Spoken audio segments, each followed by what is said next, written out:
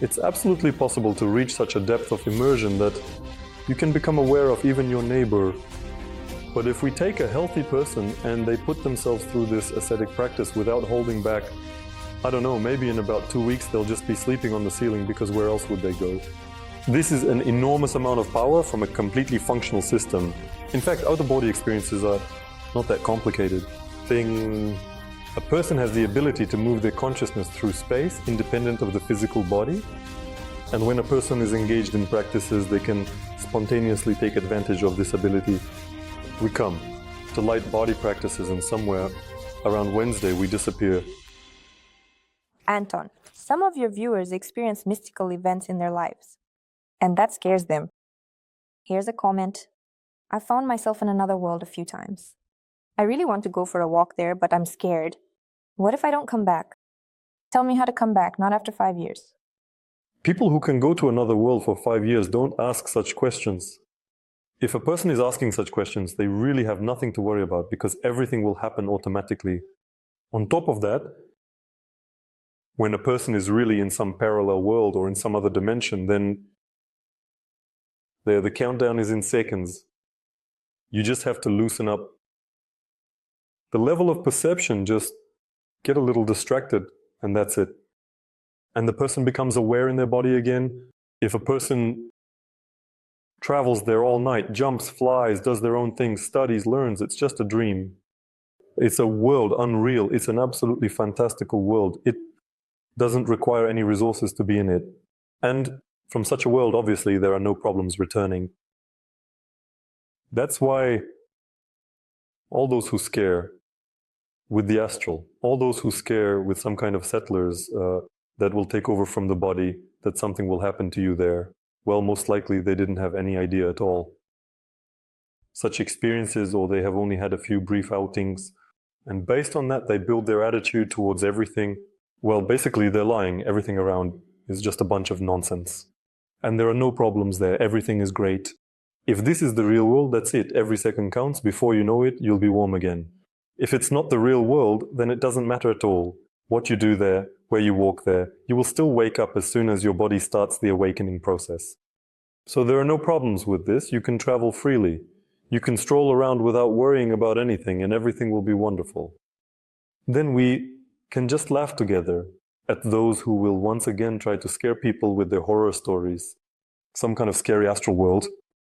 Let's touch on the topic of past lives. Which don't exist, right? Yes, exactly. Because the person writes, you say that we live one life and there is no reincarnation. During regression hypnosis, people access various information through their subconscious, particularly what they refer to as from past lives. What lives are we talking about then? It's just social pressure on the human mind. If you are promised from every iron about the past and future of life, then during the immersion of regressive hypnosis, it will play its role, and your brain will tell you that, oh, you saw a past life. So it turns out it's just kind of fantasy. Of course, that's nonsense. And I'll tell you even more. I had practicing people who, coming to me, practicing with me, set themselves the task to check this regression hypnosis. And after me, there were already others doing practices like these. There you go. And they were once again convinced that I was right after all, because being in this state, if you don't, just follow the lead of the facilitator, for example. If you want to remember something, then you will remember it. So when you don't listen to the operator who's dragging you around, with your thought forms, when you slightly step away from the action plan, you can remember yourself as anyone, anytime, anywhere, and see whatever you want. It's just hypnosis. Under hypnosis, a person is very easily suggestible, so much so that they can even suggest to themselves. That's why us people who engage in such practices can say anything they want. There is an obvious reality. There is individual perception. It's like this. In the parable, when 3 blind wise men were touching an elephant in 3 different places, it's the same here.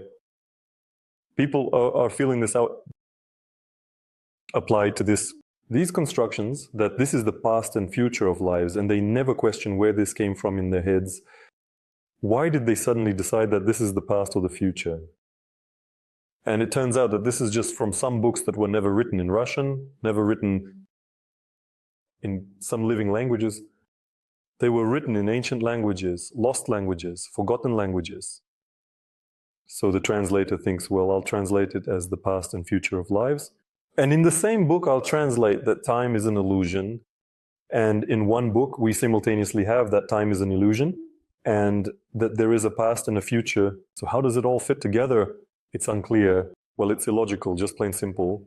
It contradicts itself, but because very few people try to actually touch this through practices, through personal experience, mostly everyone believes the writings on the wall. Such questions arise, but if we talk about it in depth, as much as it's possible how deep we can dive into this topic, then if we eliminate human imagination, if we eliminate the vibration of air, if we eliminate some mistakes or just plain hypnosis, then absolutely real. To reach such depth, diving into levels of awareness where you can become aware, even of your neighbor. And then the question arises, is the neighbor the past or the future of lives? No, it's just a living being. At some level, they are connected into a single whole. And so when a person is able to detach their consciousness from individuality and plug their consciousness into unity, they can become aware of anyone, just anyone. And these are neither past nor future lives. It's just a single whole space, and that's it. A very unusual question from one of your students. Anton, how does a heart transplant affect the soul? If a person has brought their life to such an event, then they have a terrible relationship with their soul. But replacing an organ on the energy level, they won't get a different soul. Everything will remain as it was before. There will just be a very big, very strong spasm in that area. With that spasm, I can't even imagine what one would have to do to somehow loosen it up. Because I know a little bit about how in real medicine organ transplants are performed. So they completely destroy the immune system. They shut it down to prevent rejection. In other words, it really cripples a person. They cut out his lymph nodes. It's just another nail in the health of the body. After that, they remove the old organ, bring in the new organ, and continue to keep the immune system turned off to prevent rejection. Rejection, all the dirt in the body cannot be removed through the lymph nodes. He's punctured with tubes, and the person is drained through all of this. Then the tubes are removed and the lymph doesn't recover from that, meaning he continues to poison himself. But it's terrible. It's just terrible if a person has brought themselves to such a state. Well, at the very least, he has long and definitely had a falling out with his soul. But it's still not a sentence. It's still not a sentence. Yes, he made it very difficult for himself to contact the soul, but he hasn't completely severed it, because only death completely cuts us off from our soul. But won't there be rejection of the transplanted heart if a person, for example, starts practicing? There is such a possibility, yes, because the practices I show lead a person back to their nature. In a person's nature, there is a very strong immune system. So when a person regains that immunity, their immune system will destroy everything foreign inside.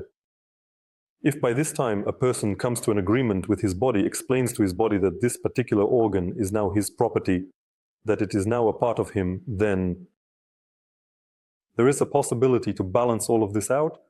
If a person simply takes exercises to increase his power and mindlessly begins to practice them, then as soon as they give a result, they will give a very quick result.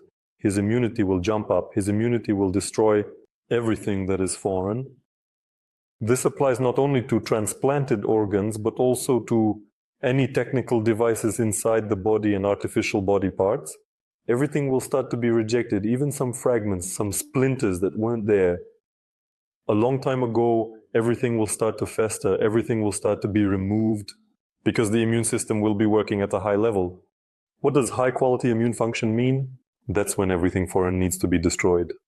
So these are not simple processes. I recently had a course, The Power of Consciousness at Beyond Speed. It was clearly stated that people with foreign objects in their bodies, those who have had transplants, are advised not to attend. You talk a lot about the connection with the divine within the heart, But people still get confused in their heads. We're getting messages saying, "Thank you for the interesting interview." I just want to point out that it's probably not about the connection with the soul, but rather about the connection with the higher self. What's the difference? We can use any word. In my stories, wisdom, and practices, I constantly use different words. I can say higher self, I can say divinity in the heart, I can say soul. It's all referring to the same process. If we fight over words, we'll never move on to practices. But if we jump straight into the practices without words, then there will likely be a lot of confusion. So there will be a lot of chaos. That's why I try to choose words from the most suitable aspects of different cultures and traditions. So words that are commonly heard and to denote those processes that have already manifested at the level of energy. Accordingly, it doesn't matter what word we agree on by itself. The energetic process, it has been and will remain as it is. It won't transform in any way. So I don't care how a person talks or what they call it, as long as they practice and reach that state with their attention. And when a person reaches that state, it's all mental. So there's no room for words anymore. It's just pure feelings. Cool. Only if a person and God, they develop in all directions. Why was Sodom destroyed? They tried, they developed. Why did God demand righteousness from them if there is development both upwards and downwards? They chose to go down. What then was their sin? In that, they disrupted the balance and harmony. Moreover, if you read the book carefully, Sodom and Gomorrah, they existed in that mode for quite a long time, and there weren't any particular complaints against them. If we really dive into the text, complaints against them arose when they committed, or rather attempted to commit, acts of violence against the guests, to the angels who had come. And that's when God became angry. As long as they were simmering in their own corruption among themselves. No one brought them down, no one caused any trouble there. Apocalypse. But when they started applying their corruption to those who weren't going to engage in it, to those who were categorically against it, that is, when they showed violence, that's when Creator's patience snapped and he destroyed them. Well, judging by the book, it turns out that do what you want as long as it doesn't harm others. Listen, it turns out that if you go to a grocery store, you shouldn't expect to find a mink coat. If you go to a clothing store, then don't try to buy apples. That's roughly the logic. And it's the same here. So people were corrupting themselves, engaging in this with each other, and everyone was more or less okay with it. So they existed. Yes, they were learning, they were developing in that direction, but as soon as they shook the free will, other beings, as soon as they committed violence, aggression, that was already the last straw. The very fact that they were doing such things, that doesn't make them either honor, because when a person focuses on just one thing, it disrupts the balance and harmony. Moreover, both in the space where he engages in it and within himself, and this is also not the most approved process, so to speak, from the point of view of reality. So when people come to me, I tell them, guys, you must not just can, but must satisfy your passions. Passion is just a word. It can mean a lot. For some, the passion is to eat.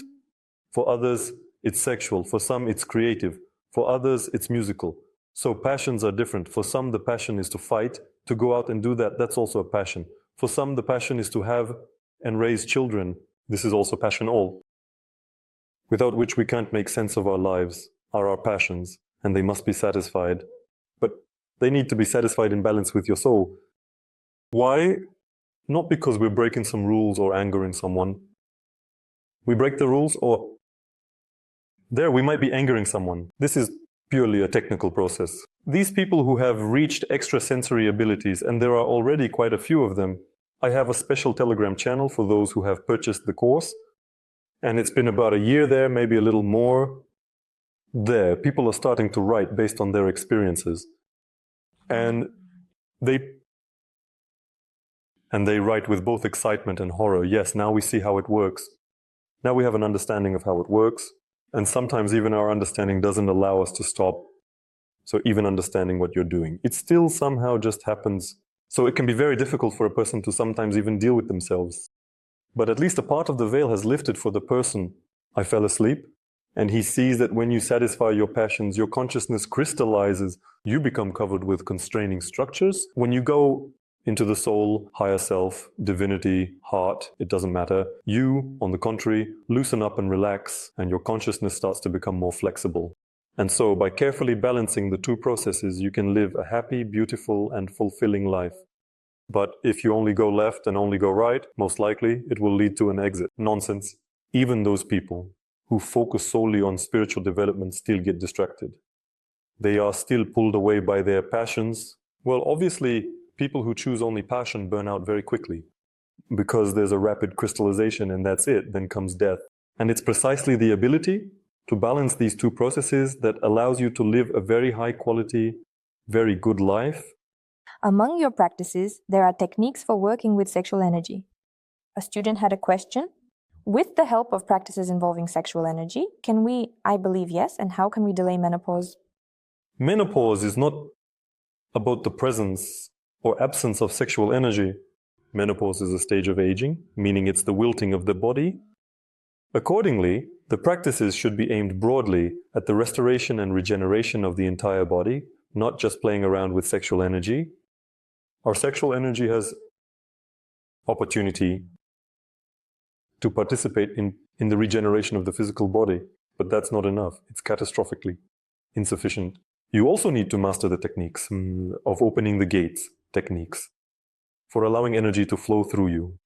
Black crystals of consciousness from the first to the seventh gates, techniques for the energy centers in the joints to have the ability to shape your life so that you can permanently focus on expansion, on increasing the capacity of your physical body. You need to shape your life in such a way that there are definitely workouts for the physical body. So not just meditations, but also workouts for the physical body that will positively affect the capillary system, the lymphatic system. So it's a whole complex of practices. Practices that lead to regeneration and restoration. In fact, the complex of practices rejuvenates, and sexual energy is just a part of this complex practitioner. Therefore, it is too little to, well, then to take and change the trend related to menopause. All right, then let's talk about what exactly it gives. The development of sexual energy. It gives pleasure. What does it give? Well, look, sexual energy, basically, what is it needed for by a person? To continue the lineage, to form a new physical body. Accordingly, a person can decide how to use it. They can create new life, or they can just enjoy it without creating anything. Or it can be used for some other purposes and tasks. And for that, you don't even need to be some kind of super practitioner. It happens automatically. For example, in athletes who are going to competitions, women may miss their critical days for a certain period of time. For men who, for example, are engaged in some kind of nerve-wracking heavy work, their potency may diminish because there's nothing to support that potency anymore. All sexual energy goes towards solving another problem. So our body will do this one way or another. It will redistribute. The other thing is that all of this is in extreme work modes. In ordinary everyday life, it accumulates and releases, accumulates and releases. And it accumulates and releases in the female body. It's cyclical female cycles. And it also accumulates and releases in the male body. If a man becomes ascetic and nothing is done with this sexual energy, he will simply return to his situations.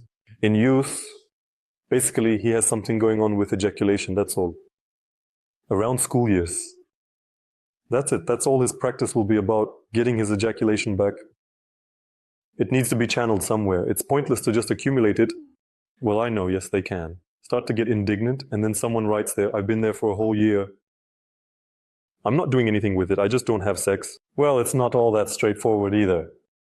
I've come across people who, instead of accumulating and releasing that energy, they just hold it in. They spasm, block themselves off, and create the illusion that they're in asceticism. Although there's no asceticism there, they've just blocked the centers, and they have no sexual energy. It's just not there. So there's really nothing to save there. There are other situations when, for example, a person brings themselves to a very sad state, takes on asceticism. Yes, they don't suppress themselves, they save that energy in their centers and channels. but it all immediately goes into restoring the physical body. So he doesn't feel that excess, that is, everything immediately goes towards restoration, and he can sit there for a year without sex or two, and all this will slowly, slowly restore him. But if we take a healthy person, someone who is physically and mentally well, and they put themselves on this asceticism without holding anything back, I don't know, probably after about 2 weeks, they'll just be sleeping on the ceiling, because where do you put it? It's an enormous amount of power that just reprograms your thinking, reconfigures your hormonal system. So you need to use it somewhere, or even the shape of a guitar will start to excite you. Women go through pretty much the same processes, but mainly, if a man becomes extremely aroused, a woman becomes extremely aggressive. If there's energy but nowhere to put it. Now I'm going to read you a comment. Can you tell me if you have any understanding of what this might mean in the context of your knowledge? A person during their lifetime should activate the nuclear synthesis of stem cells, raise their energy to the thymus, activate the crystal of awareness, merge their consciousness with the thymus gland, and unfold the little deer flower. Interesting. Technically, I can definitely adjust it. The areas mentioned in this comment, energy processes in the thymus gland, and in general, in this area, we have the manifestation of energy, sincerity, and very strong energy. One of the 5 primordial energies, one of the 5 tatas. Votesmifip. In the head, in the center of the head, the pineal gland. This, is it? The gland that releases a very peculiar, let's say, substance during sleep, during death, during birth. You can read about it online. Cerebrospinal fluid, yes, it moves up the spine to the head. And any disruption in its movement can create a lot of problems for a person and keep it in a mobile state. So basically, on the left, on the right, from the spine, 2 channels go up, Ida and Pingala, which rise right up to the head, and there they have interaction, let's say, swirl, mixing. Well, you can try with the crystal, adjust it, find the crystal, although, of course, I'm categorically against crystalline structures. But if you try, in the center of the head, there is an area of focus, and it can be quite maybe harsh in perception. Basically, I can match the energy processes to this description, but what was described there, that movement, for example, of some energy, well, you did it. And so what, in our 30-minute practice, we do significantly more than what was described in this comment. And that's not enough. That's insufficient. You can just use this as some kind of practical aspect, some training, some exercise. To say that something truly interesting can be done with what was described in this comment, I can't imagine what that could be interesting. The body of light won't work exactly. Let's continue the topic of developing our abilities. They write on YouTube, spiritual knowledge can be transmitted without distortions. You need to know where to look for them. The Lord never leaves the earth without holy people. True knowledge is transmitted through them without distortions. Extrasensory perception never provides 100% access to the original source. All psychics say different things about the same phenomenon, and they mention that a person has a very interesting position. So he's ready to do everything except for developing himself. So bring him some spiritual teachers here, Vakok. But don't bring him psychics, that's all bad. There are no spiritual students. But we should develop ourselves. There's a saying, well, more like a chant, you could say a mantra. And it goes like Har Har Mahadev. It translates to each of us is Mahadev. Each of us has a piece of the Creator. And within each of us, there are untainted, original, absolute truths. If a person is looking for this knowledge outside, they're already making a mistake. So this is it. This is the basic mistake. The more fundamental mistake. And starting your journey with a mistake, well, where can you end up? Except maybe at the beginning of this journey, where that mistake won't be made anymore. It must be perfected. Absolutely not. You need to develop extrasensory perception within yourself. You need to seek knowledge within yourself. You need to look for the settings for your state within yourself. The other thing is that with a person who has already gone through this, it's much easier to do this, a lot easier. For example, my initial solo practices were nothing compared to the practices in the group where everyone sits together and practices while Ashan demonstrates these states. Ashan is a teacher. There was no comparison at all. But if I had continued to be there, it would be like being a perpetual student. So that's not a solution either. So after a while, you just accept the fact that you need to move forward on your own, to draw all of this out from within yourself. Don't try to pull this from the outside world, but rather draw it all out from within yourself. And extrasensory perception is basically, first of all, needed for that person who is generally puzzled by spiritual development. Not so that he goes to some psychic, but so that he learns it himself. And only through extrasensory perception does he connect with his soul. He won't be able to connect with his soul using his brain. It's impossible. It just doesn't work that way. It's like me trying to connect with a radio wave using my hand. Here, I'm catching a radio wave. It's pretty much the same as trying to feel your soul with your brain. But we have field structures, biofields, whatever you want to call them, that can affect electricity, can sense radio waves, electromagnetic waves. They can sense, and the same goes for us. We have radars. We have extrasensory abilities that can sense the vibrations of the soul, can feel the vibrations of the divine in the heart. And that's why it needs to be developed. If you haven't developed this, how are you going to listen to your soul? With your brain? No, it won't work that way. Accordingly, if you're listening to another person with your brain, there will be distortions, because our brain is not capable of accurately depicting even the ordinary, understandable physical world. It's enough to just go and type in any search engine, optical illusion, and there it is, obviously. Incredible. And our brain here inaccurately depicts the world. So what kind of soul are we even talking about then? So extrasensory perception is nothing else. And extrasensory perception is about self-development, not about looking for a psychic. Is it possible to lose excess weight by transforming the dense energies of the body into lighter energies? It is possible to lose excess weight by eating less. And so that it's not so hard when you start eating less. You can use energy that will give you strength. The person, Tuatan, who asked this question is very cunning, in my opinion. And I will respond to this trick with the harsh reality that people who choose such exercises, of all my courses, who choose exercises that give power and strength, they, on the contrary, begin to gain weight because there is so much energy in the body that their usual diet becomes too much. So the body has nowhere to put it. It no longer needs to process it into energy. And it turns out that a person who takes only those techniques that develop his power and strength, energetic strength, they should eat less. Otherwise, you'll just end up getting fat. So this maneuver, logically, of course, it sounds nice, but in reality, it's much harsher. Do you know who Lazarev is? Yes, Sergei Nikolaevich. Lazarev also said something similar, that emotional attachments disconnect us from the spirit. They're kind of the most dangerous because they're confused with spirituality. Lazarev actually says very correct things. Once upon a time, a long, long time ago, when I was still searching myself, I came across karma diagnostics. I watched his seminars and read his books. And from today's perspective, looking back on all of this, I can definitely say that he understood these processes quite well. But there's a nuance. His terminology, his choice of words can create a lot of chaos in your head because there's quite a strong... The religious aspect isn't about him being a religious person. He uses a lot of religious words. Here it is. When I listened to him in my youth, I was simply confused. I didn't understand what he meant. So I felt inside that there was something there, a seed.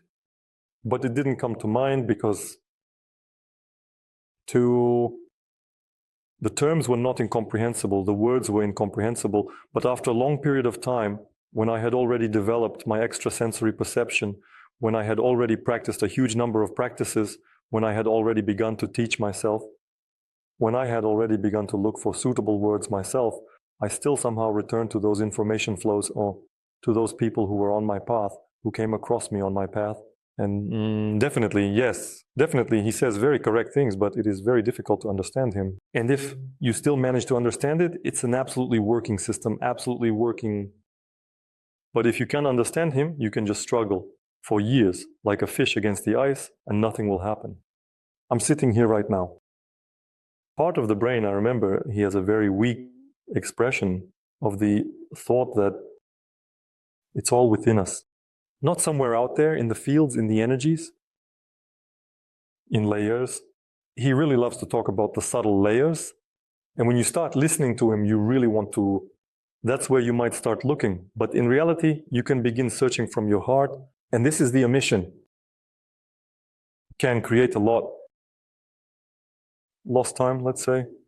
When I offer these practices of mine, I immediately direct a person's attention to that very area where everything happens.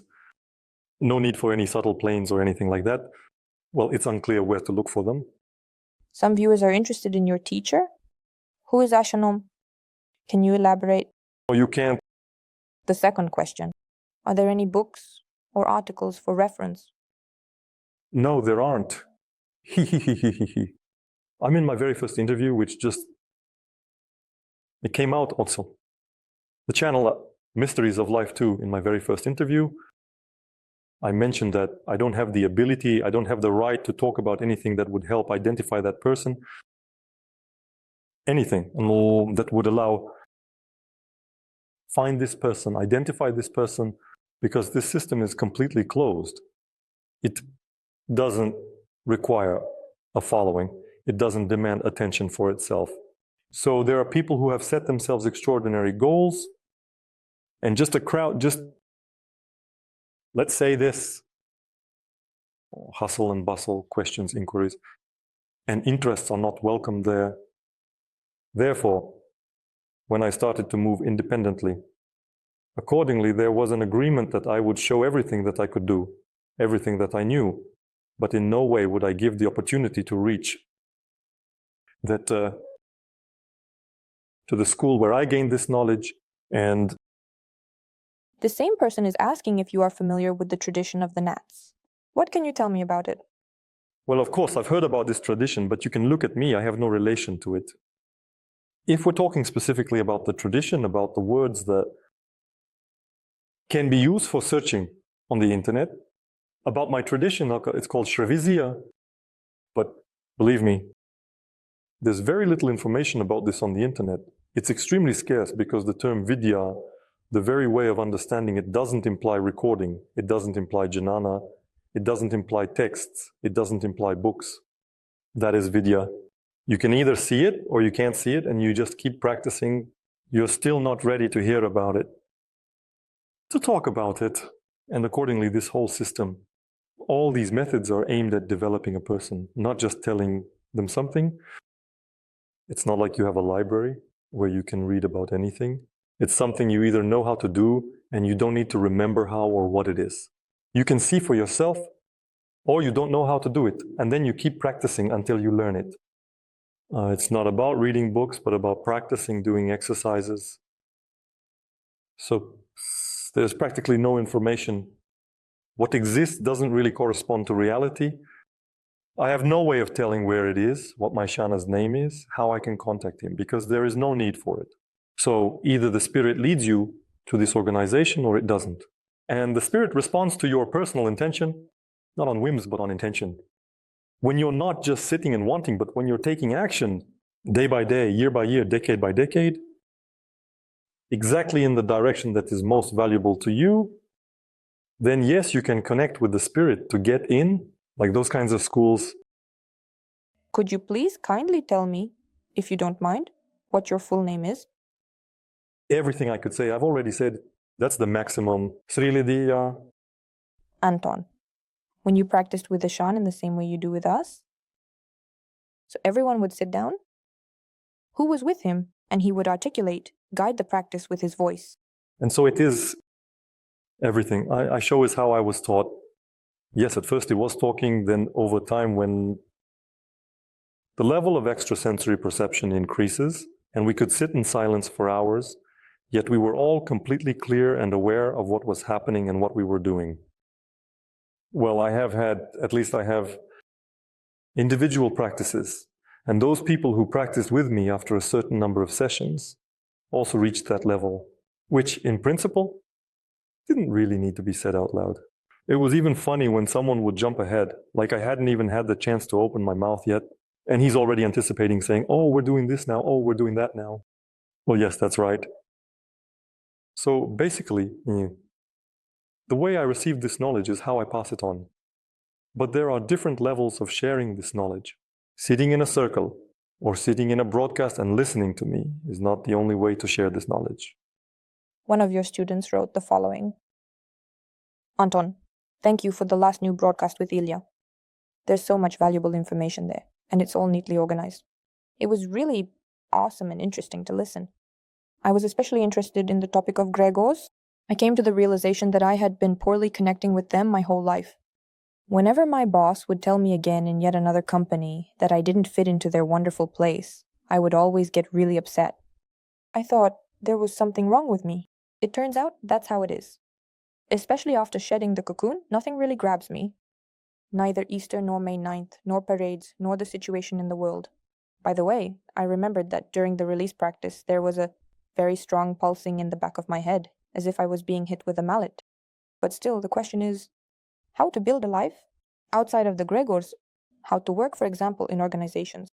It's difficult to do that. When other practitioners had such questions, I quickly figured things out for myself and started working on myself. I was into electronics. I had my own little website. I took orders and I had no bosses. I just fulfilled the orders and delivered them. The device was for the person and the person paid me. So no corporations, nothing at all. But I know other practitioners who have faced this problem. And there are special practices that allow you to pretend to be the one, that you're like everyone else. Another thing is that if a person initially had confrontations in this area, perhaps he should go somewhere creative where there are no rigid structures. Because if they're not mentally inclined towards that, pretending will be extremely problematic for them. But it is possible to pretend. You can pretend on an energetic level, meaning you can create a phantom like that. An analog of a cocoon, so that the egregor can latch onto something. He won't get anything out of this. He'll latch onto you and won't be too upset about your presence in this space. Well, it's not like he's going to give you any benefits because of that. At least it will be a more or less harmonious version of you, appearing in a rigidly structured environment. If you keep getting fired up, if you keep resisting all of this, naturally the system will push you away with all its might. There's another option where you just play along. You can offer energies that he doesn't have access to through other people. And a practitioner has quite a lot of those energies. And these are all aspects of the practices. And then the egregor can access these energies just by being interested in you. And again, then there will be conflicts, even more so, some benefits. He will keep you in the system, but you'll still be outside of it. You will just consciously give him the opportunity from time to time to interact with energies that are inaccessible to him. And these are all aspects of the practice. You need to train, you need to practice. And basically, these questions can be resolved by us. I haven't really covered all these topics in depth, although one way or another, while answering questions, I probably have around 900 audio responses in my US groups. I've discussed this with the people who have faced this issue. It's real. Yeah, this isn't the first person to ask such a question. And even when I was still training, other practitioners were asking detailed questions. This is about the practice of shedding the cocoon from the course of forces, consciousness for exceeding speed. What happened to her after shedding the cocoon, and what did she feel? She wrote that there was a very strong pulsation in the back of her head, as if someone was hitting her.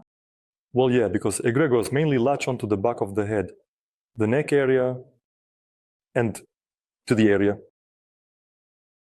Breasts, from the back. Accordingly, when a person ignites, when we ramp up the energy, these tentacles burn away. At first, it might feel like a pulsation. And we all went through this precisely in the second course. And I warned people that now it will be extremely difficult for egregors to latch onto them. And this will lead to certain consequences. On the other hand, this doesn't negate everything I've said. For example, in the first course, I talked about and demonstrated energies above the 108 center, so we don't limit ourselves to just 7 chakras. We have millions of these chakras up and millions down. Egregors mainly reach up to about 108 with their capabilities. They can't reach higher, but we can reach higher. If you show him the energies of the 1,000 centers, it will be something new for him, and the egregor has no capabilities to use the energy of the gates, and we have that opportunity. And although any person has these gates, only a practicing and trained person, maybe take this under control, that is, take it into action to manifest these energies.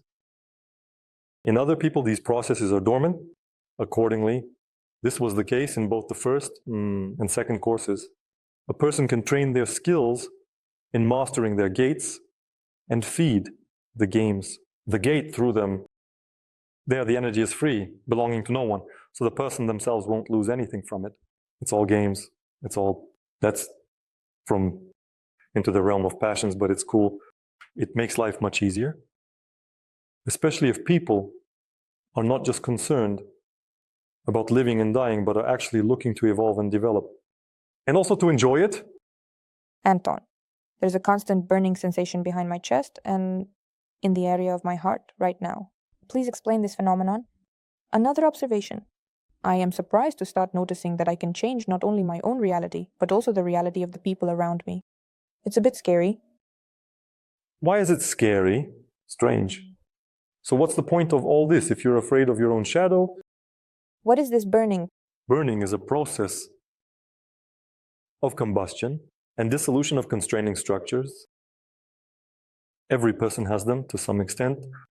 There are areas where they are most concentrated, areas where more or less everyone is doing well. And right in the area of the heart, in the chest area, this is one of those areas where there are quite a lot of constraining structures.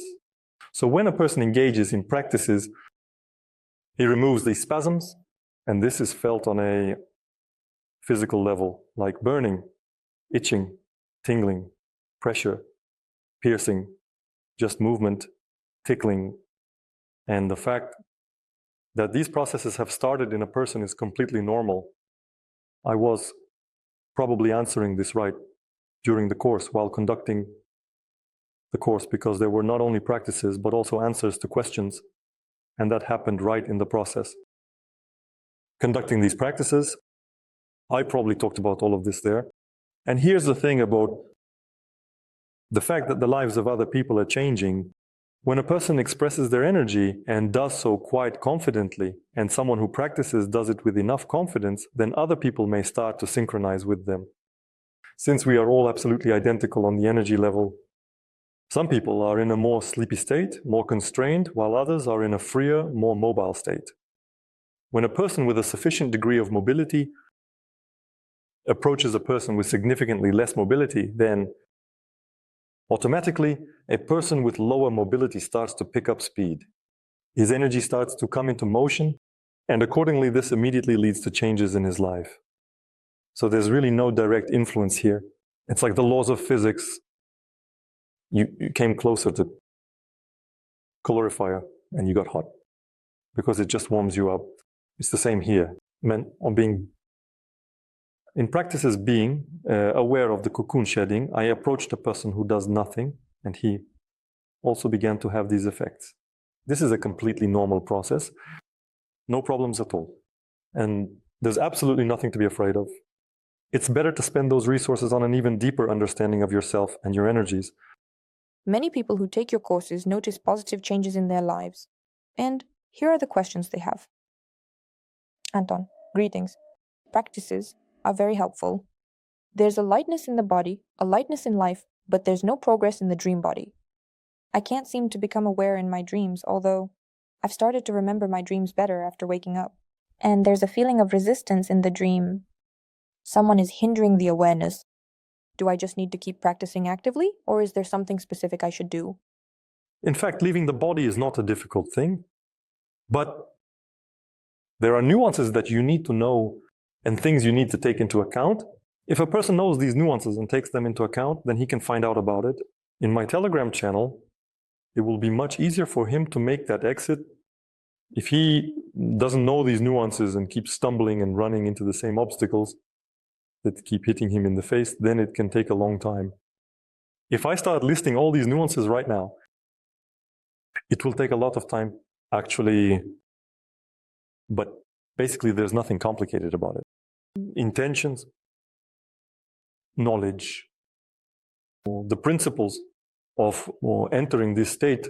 So one of the nuances I can mention right away is that if a person is trying to leave their body, it's likely going to be very difficult for them to do so because their physical muscles will be constantly tensing up. And tense physical muscles are what keeps us in the body. So if a person slightly changes their concept, their approach, and starts not to try to leave their body, but for example, waits until their body shuts down, falls asleep and releases them on its own, then it can be much faster and more effective to work this way. For example, when a person practices not right before sleep, when the likelihood of passing out is very high because they're tired, but rather, for instance, this person practices somewhere in the middle of a nighttime awakening, and any person wakes up at night, you can even set an alarm for yourself. So it seems like their attention is ready to focus, to concentrate, and the body still has the ability to quickly shut down. And with this kind of back and forth, it's very easy to disconnect from your physical body. There are many nuances, but maybe this will be enough for a person to succeed. Of course, repeated practice yields results, but people who engage in repeated practice eventually run into these nuances sooner or later. For example, a practitioner might try to leave their body for a week, and then after a week, they suddenly realize that they're trying to break free with their muscles. But how are you going to leave your body with your muscles? No way. You'll just be bringing yourself back. A week is wasted. You could listen to me, right? And in general, instead of going down that path, just distract your attention with something and wait until the physical body lets go on its own. And then he just falls asleep. And these processes, in fact, we go through every night. It's just that when a person doesn't see or realize them, everything is fine. But when a person starts to see and realize them, they might begin to get scared. There's also a nuance here. There's no need to be scared of this. It's just that before, what you didn't realize and couldn't see, now you've started to see. Are you still doing it? Every night, there's nothing to be afraid of. But my position on this is unwavering. These are absolutely safe things. Animals engage in these things. Cats and dogs just detach from their bodies like that. And everything is fine, no problems. And in general, everyone who sows panic and fear is likely either incompetent or simply doesn't know how to do it and is just trying to attract attention. Next comment. A question about seeing with closed eyes. When I close my eyes, I don't go anywhere. Inner vision is activated, and I can still see the room I'm sitting in, my body. I can look at myself from the outside. To detach, for example, to move up the central channel and look at the centers. I feel that something through which I see is attached to the body, but it can detach even at a great distance. But the quality and lighting are low. I see as if in twilight. It's like the backlight on the TV burned out. And because of that, it's hard to examine anything in detail. So I can only see general images. What causes that? There's not enough energy. How can I enhance this? I also noticed that if you relax the eyeballs and the area behind the eyes, it automatically appears. It's like a second screen that's positioned in front of you and above eye level. The image there is clearer and the screen is a bit brighter. There, it's as if you're watching on a TV what you're requesting. No, I want to increase the brightness and quality of that attachment to the body too. What of this is inner vision? And how do these screens differ? And how can I increase the brightness and quality of the image? It's a contradictory question. I can't do anything. I'm not flying anywhere. At the same time, I fly up and down the stream completely calmly, looking at myself from the outside. How do you do that if you can't detach from your body? A very strange question. In fact, in terms of content, on the one hand, it is formulated quite correctly, but on the other hand, there are contradictions. So how do you respond to it? All of this is valid. To make the picture brighter, you need to conserve more energy before entering these states. So it's about not spreading yourself too thin throughout the day, having a more agile and quicker consciousness, so that perception is of higher quality. The screen exists, yes, it's the area of the 6 gates, and through them you can also see with pictures, images, all of that is also present. If a person disconnected from the body looks at it from the outside, but the lighting is too weak, they might not be able to focus on the external world. Instead, it's like they're taking pictures of it. So, for example, take your hands and focus more on them. That is, to loop. This is the draining of consciousness, looping back on oneself and to perceive the surrounding world. With these impulse images, because if you just keep staring and staring, yes, it will fade very quickly. As an option, you can do it this way, or you need to conserve a lot more consciousness, have a much more agile energy, and then the perception will be of higher quality. We have the body of primary attention, the material body of secondary attention, and the energetic body. And we can, for example, feel the surface with our palm. We can use our eyes to roughly understand what the surface feels like. The same goes for the flow. We can feel the very structure of energy, how it is there, like with our skin. And we can actually rise up there and be there, experiencing visual perception in different variations. And none of them is right or wrong. It's kind of like saying what's more correct. When I feel things tactilely, when I perceive them visually, or when I smell them, you feel however you want, or maybe all at once. And here, it's all the same. The thing is, the more a person simply immerses themselves in these states, just entering them and gaining experience, the faster it will happen. He will answer all these questions for himself. Repeatedly practicing such techniques quickly leads a person to self-awareness. He won't even need to ask about it anymore. The thing is, if that person has had one-time experiences and then stopped, my answers won't help him at all, because these are one-time experiences. There have been many cases when someone comes to me and says, 30 years ago, I did, or 20 years ago, I remember I was a child. I say, quiet. I say, what childhood? We have the here and now. So either we enter into acquiring this skill rather than just recalling that event. Well, or else, I don't know, we can certainly get nostalgic, but today that won't change anything.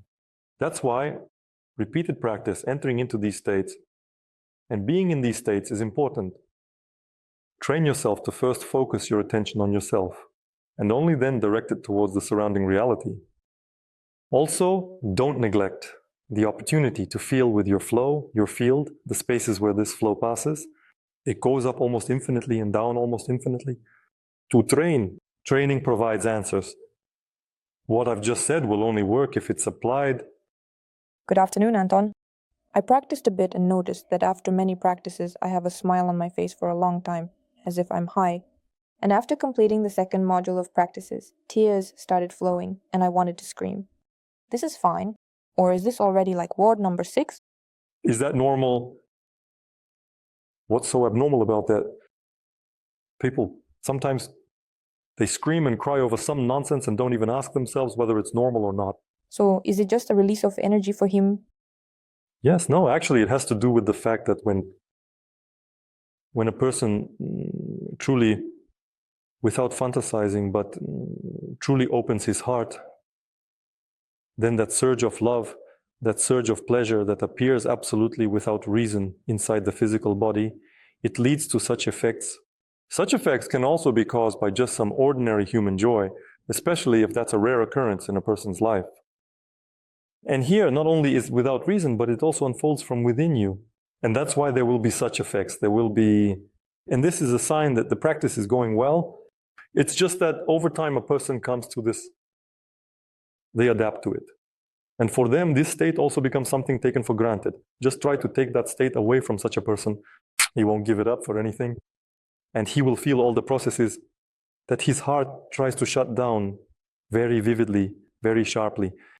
This is what extrasensory perception is. This is the experience. This is the mastery of the practitioner.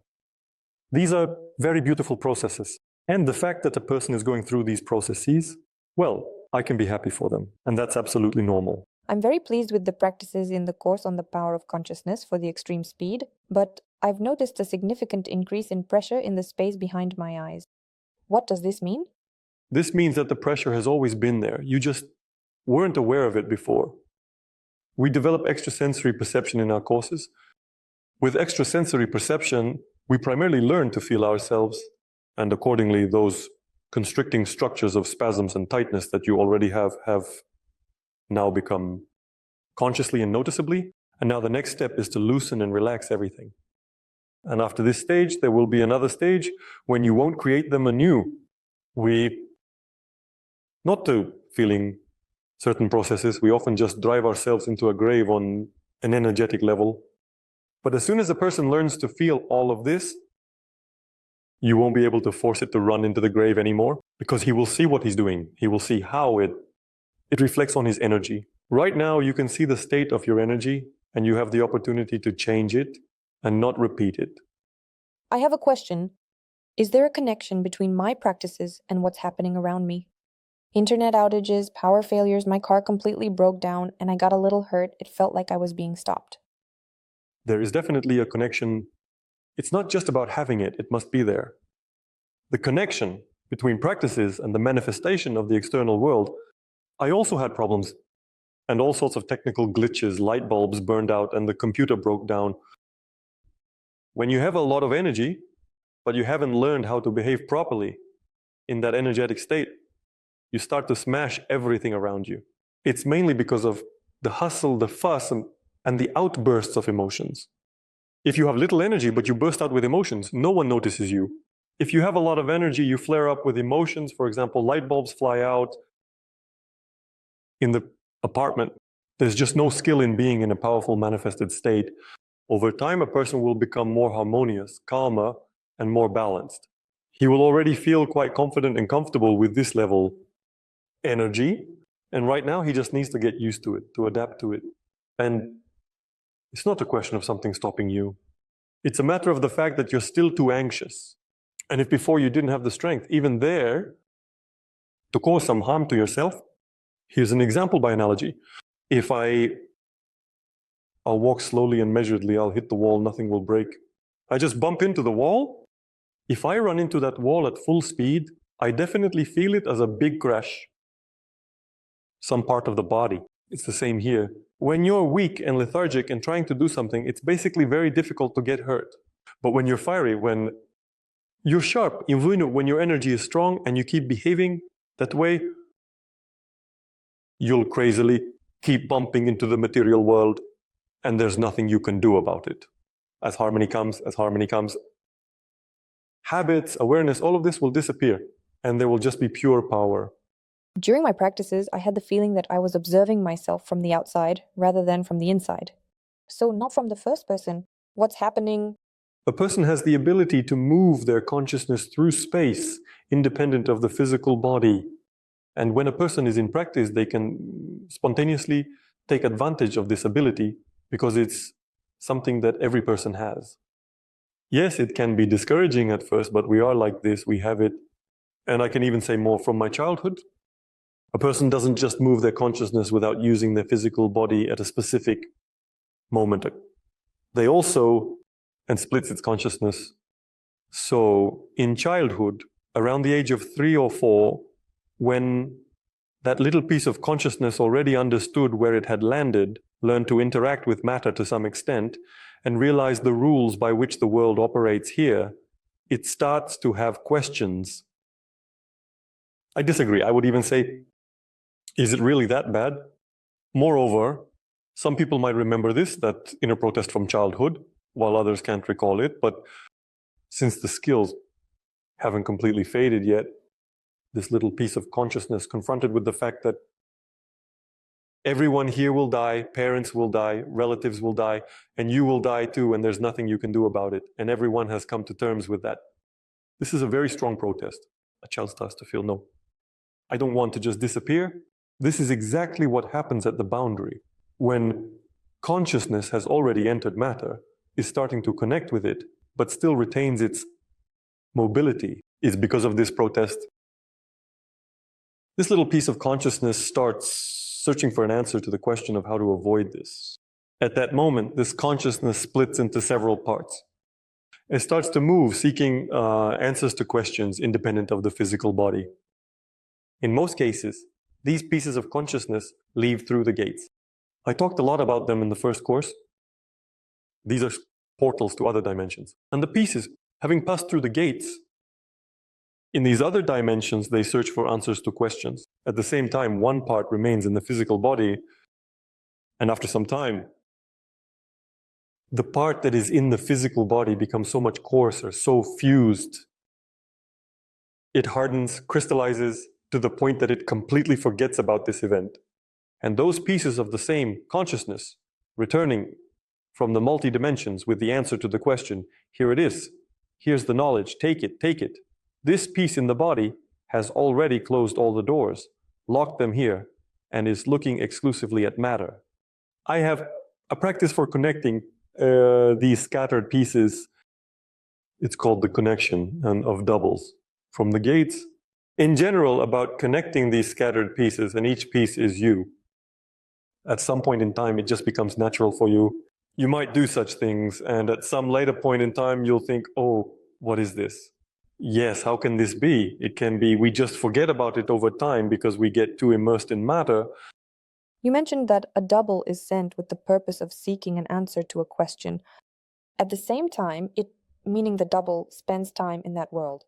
Could you please tell us more about the consequences of this merging? Could you please tell me, does it return with something specific, just the answer to the question asked, or does it also bring something else, so to speak, as a bonus? What could be the consequences for a person's psyche and energy? Well, no, of course, it brings back not just the answer to the question. First of all, it brings itself back as a part of you. You can draw an analogy. Imagine that I sent my hand there. I sent my leg to Japan, and for some time I lived without one hand, without one leg. And then they returned. Yes, just the fact of the return will give me a certain degree of mobility, a very high degree of mobility. It will already be joyful, even without any knowledge.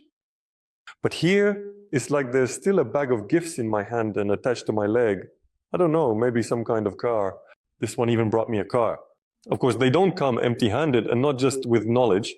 They come with a very extensive experience, the experience of being in that part of space where they bring knowledge about this part of space.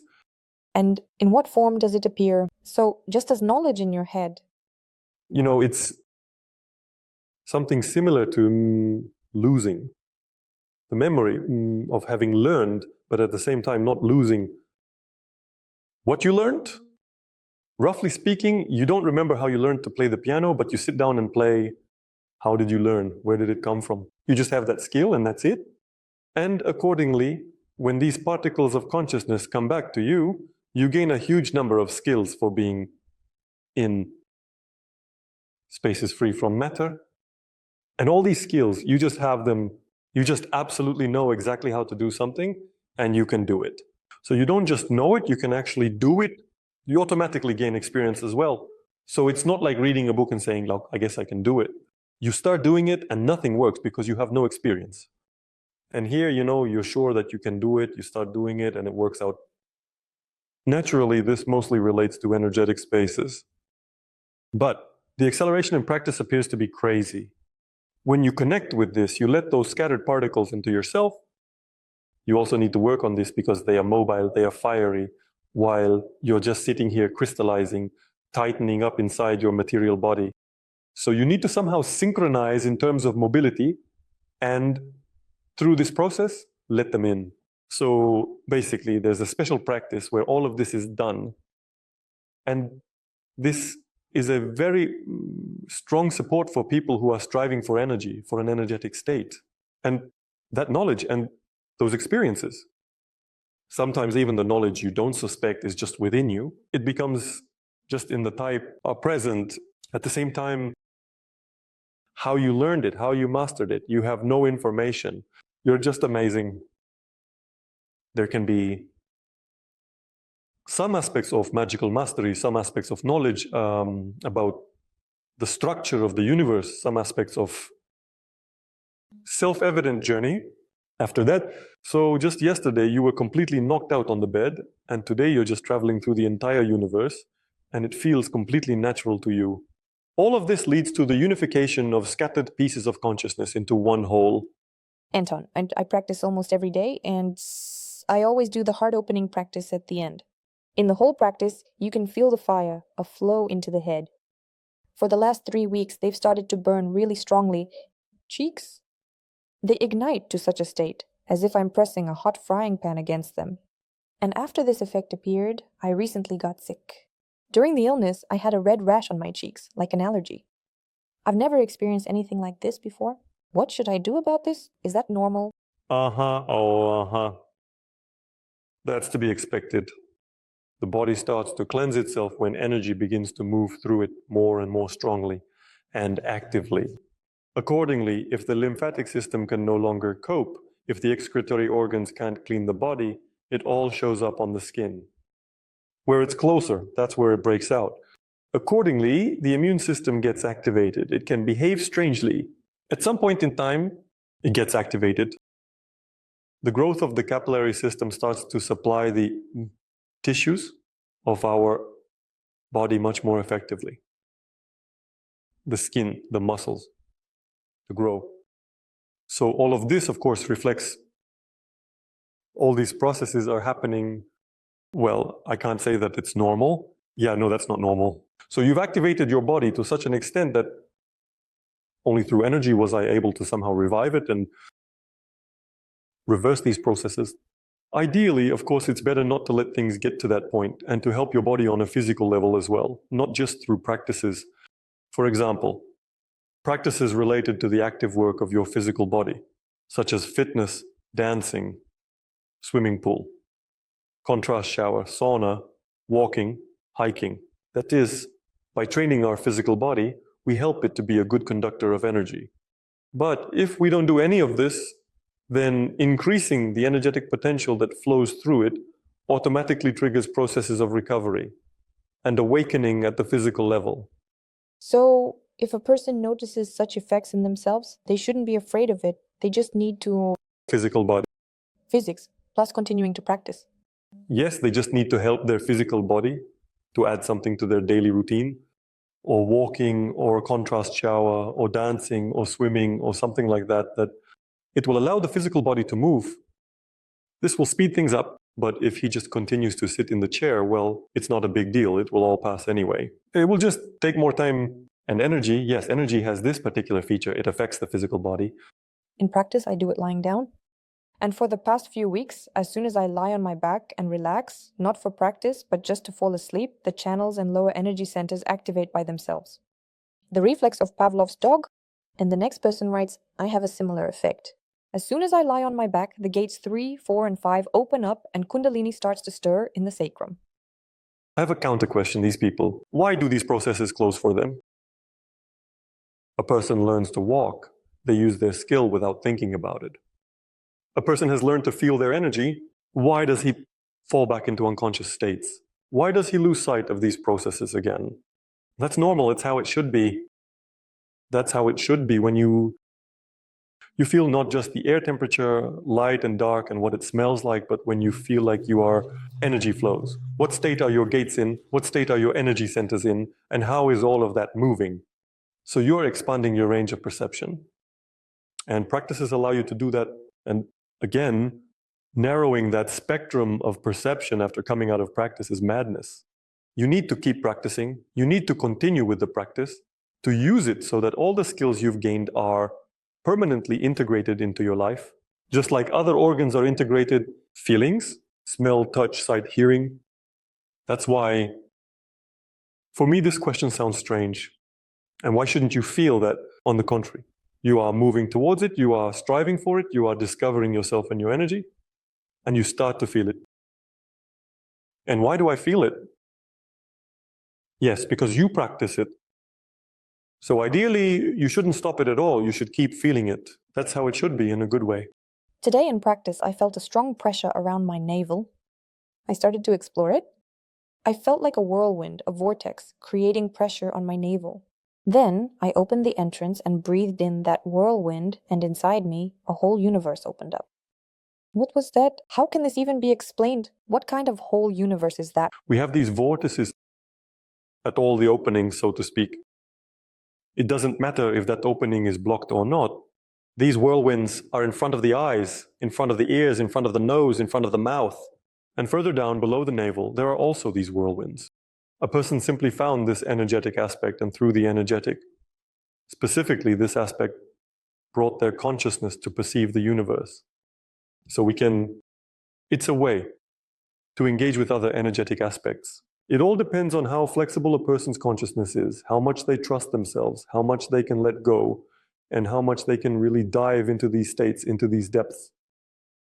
Because I know there are people who just pull themselves back and don't allow themselves to go into these deep states. And here, a person let themselves go. And through that whirlwind, they got the chance to perceive much more broadly what we are actually in. Anton, there's this confusion. No matter how many times I've done exercises with the energy centers, the gates, I always feel a certain area that resists the expansion of my energy. This area first pressed closely against the body from the left front side and even inside the head. And now it feels like my head has cleared up and I can sense it a bit further from my body. So I'm igniting the centers and expanding the rotating discs. And somewhere in front and to the left, something is blocking the movement. But after some effort, it seems like I'm able to expand normally. And I think I'll get rid of this thing for good. But it's interesting, is it just a constraining structure or something else? Because I, experimenting with it, directed the radiation of my heart into it, and this thing suddenly expanded, and I expanded into it, and it became twice as voluminous. Well, I'm thinking, should I get rid of it further or study it somehow? Well, most likely the person is describing one of the forms of constraining structures that I talked about in the review practices in the first course of practical energy. These are the areas where we connect with our consciousness, the consciousness of another person, mainly during conflicts, arguments, grievances, some expressions of hatred, violence. And here are the two parts of consciousness have stuck together and are holding on to each other. It's a very strong connection, it turns out. And when a person starts to accelerate their energy, this consciousness is sticky, it's crystallized, it hangs in the field like dried mud. Everyone has already forgotten about the conflicts, but the consciousness, once it's stuck, just keeps hanging on.